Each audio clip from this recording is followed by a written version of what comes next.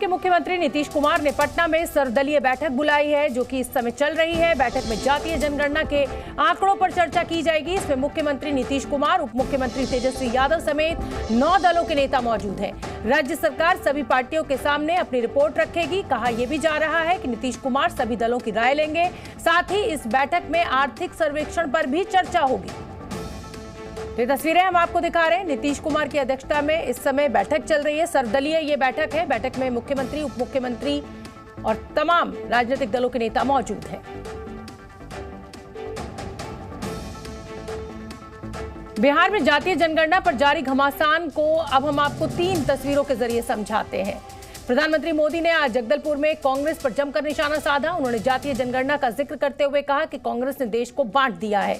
वहीं जातीय जनगणना पर सियासत भी जारी है। पटना में नीतीश कुमार बैठक कर रहे हैं, जिसमें जातीय जनगणना की रिपोर्ट पर चर्चा हो रही है। वहीं बिहार सरकार ने एक बड़ा फैसला लेते हुए बिहार न्यायिक सेवा में EWS यानी आर्थिक रूप से कमजोर लोगों को 10% आरक्षण देने का फैसला किया है।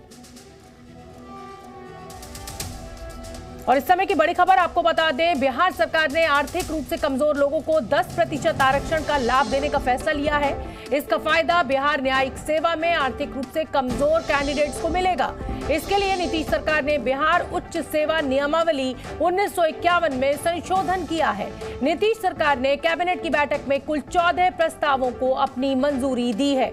तो 10% का आरक्षण का लाभ अब EWS कैटेगरी के कैंडिडेट्स को मिलेगा। रविंद्र कुमार मेरे साथ लगातार बने हुए हैं। तो रविंद्र, ये तो अब साफ हो गया है, जो तेजी राजनीतिक दलों के काम करने की दिखाई दे रही है कि चुनाव नजदीक है और अब सबको गरीब याद आने लगे, जातियां याद आने लगी और धर्म याद आने लगा।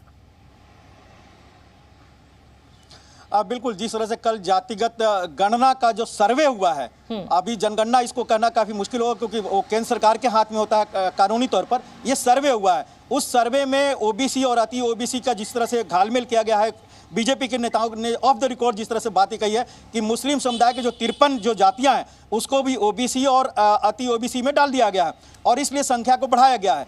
लेकिन अब ऐसे बिहार में कहीं अगड़ा नाराज ना हो जाए, क्योंकि कई ऐसे विधानसभा सीट हैं जहां पर इनका काफी प्रभाव है। संख्या कम हो लेकिन प्रभाव ज्यादा है और इसलिए EWS की बात कही गई है नीतीश सरकार द्वारा और इसलिए इसके लागू करने की बात कहकर एक तरह से कहा जाए कि जो कल OBC की राजनीति की गई थी, आज सामान्य वर्ग की राजनीति करने की कोशिश की गई है नीतीश सरकार द्वारा।